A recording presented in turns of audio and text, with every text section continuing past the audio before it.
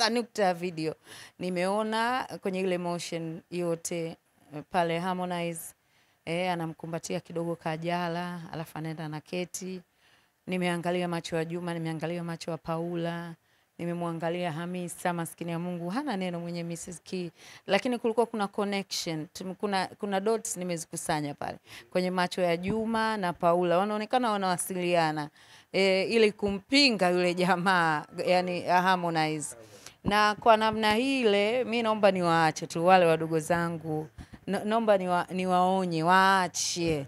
Kuna doti kati ya Paula na Juma. Kuna doti kati ya Paula na Juma, wana umoja wao, na inawezekana kabisa kuvuruga ule mkutano wa Mwijaku na Stan Bakola alichokifanya Juma. Inawezekana ulikuwa ni mpango wa Paula na Juma, yawezekana kabisa. Kipindi kile wakati Juma Lokole ameenda kuwavuruga Mwijaku, pale leaders, naamini kabisa ulikuwa ni mpango wa Paula na Juma, kwa sababu hulka ya Kajala ni mpole bwana, mpole sana, taratibu sana, yani msichana fulani hivi, na ndivyo alivyo yule, ndio Kajala. Na wakati anaondoka Harmonize anamkumbatia, yani unaona Kajala anampokea, jamani raha. Lakini kirudisha kumbukumbu nyuma, ulishawahi kusema kwamba wale watu wamerudiana, na kilichopo ni kwamba Kajala hapendi yale mambo yawe public, na Harmonize uvumilivu kama unamshinda. Kwa hiyo inawezekana ni ukweli, niliwahi kusema kwamba hawa watu wana mahusiano mazuri, na kinachotendeka ni kwamba Harmonize uvumilivu unamshinda, inabidi tu aende amfate, ampige hug nini, yani vitu fulani hivi. Ni jambo jema, sio mfano mzuri kuona mastaa wanagombana sijui ni sio mfano mzuri jamani, sio mfano mzuri. Lakini pia wakirudiana kama ambavyo tunajua kidogo kuna uhusiano jema jamani, si tumeona, si wote tumeona kwa hiyo binafsi kama dada mimi niwatakie kila laheri penye jambo jema. Jamani, hebu tuiache neema itawale, na niwaonye mwanangu Paula nini mwache mama. Unajua nimetazama video pale, Paula hata kumsalimia Harmonize hajamsalimia. Yani unahisi ni kwamba Paula hataki kuona kabisa Harmonize anamsogelea Kajala? Inawezekana na sitaki kujua kwa nini. Inawezekana na sitaki kujua kwa nini. Mimi naomba kwa jinsi ninavyompenda binti yangu Paula, naomba ajitue mzigo mzito. Jambo la Kajala na Harmonize ni mzigo mzito. Mwanangu Paula, naomba jitue huu mzigo, kwa sababu mama yako ni aina fulani hivi ya wanawake, hawapendi makuu, mwanamke fulani hivi yani. Na Juma, daktari mwenzangu Swaiba, Juma jitue huu mzigo. Yani walitamani wadumbukie kwenye kile kiti mama. Juma anajichekesha. Juma na Paula ni watu wazuri sana. Ni watu wazuri sana, lakini nawaomba wadogo zangu Juma na Paula, kwenye huu mzigo naomba mjitue. Mambo ni moto.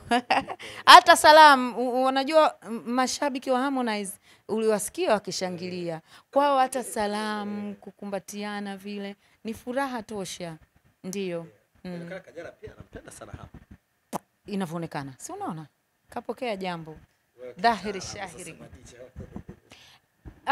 Kitaalam pale lolote linaweza likatokea pale, kama uwanjani ni nyakati nzuri kabisa, nyakati nzuri kabisa za kufurahisha, lolote linaweza likatokea, na naamini tayari shatokea. Wewe mimi unakujaje yani unakujaje yani kunihagi yani like how?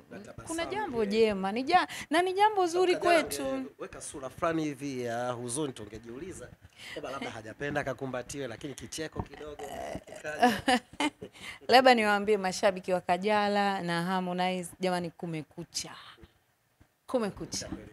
Nimepiga hesabu zangu nikaona leo ni siku 14 hivi zinaenda itoke ile notes haya ya mwanasheria kutoka kwa Zairisa pamoja na Haji Manara ya wito kwa Maimartha Jesse, na wewe ukazungumza ukasema hutaki kuyazungumza sana kwa sababu yapo kwenye vyombo vya sheria, lakini siku 14 hizi, japo tufahamu tu kwamba kuna lolote liliendelea tokea ule wito utoke kwenye mitandao na wewe ukisema hujaupokea rasmi?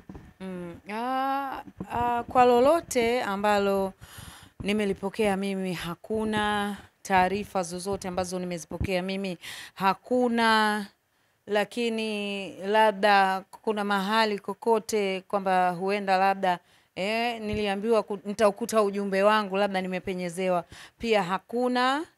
Lakini bado mimi kama mwanahabari ninayejielewa, bado sijaivunja heshima yangu kwa kaka yangu Haji.